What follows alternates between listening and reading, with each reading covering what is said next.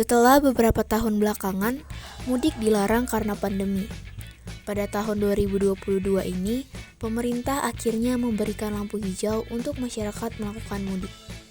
Sesuai dengan ucapan Presiden Jokowi yang memperbolehkan masyarakat untuk melakukan mudik lebaran, tetapi dengan syarat sudah mendapatkan 2 kali vaksin dan 1 kali booster. Mudik sendiri merupakan salah satu tradisi yang identik dengan Lebaran.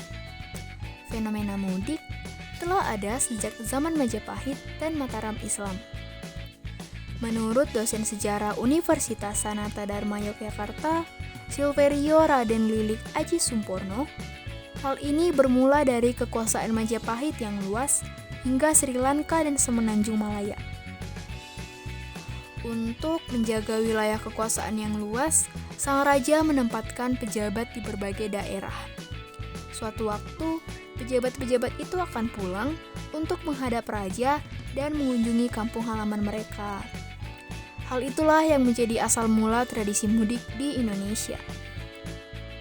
Kemudian, kata mudik menjadi sebutan untuk perantau yang pulang ke kampung halamannya.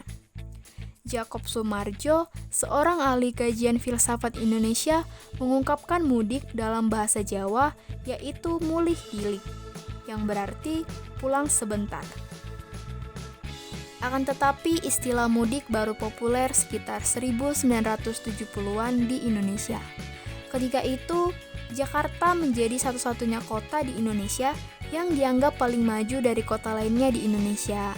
Sehingga banyak sekali orang-orang desa yang merantau ke Jakarta. Setelah itu lahirlah istilah mudik yang berarti pulang ke kampung halaman. Tentunya tradisi mudik lebaran tidak terlepas dari momentum hari libur lebaran.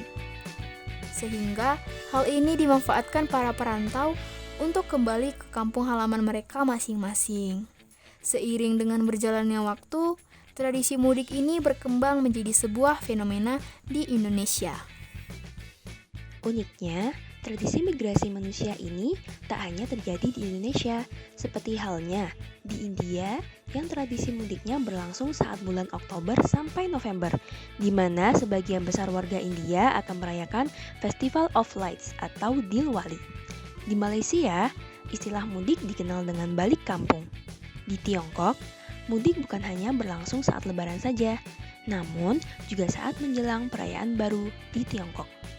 Di Mesir, mudik justru ramai berlangsung saat Hari Raya Idul Adha, yang dianggap sebagai Idul Kabir atau Hari Raya Besar.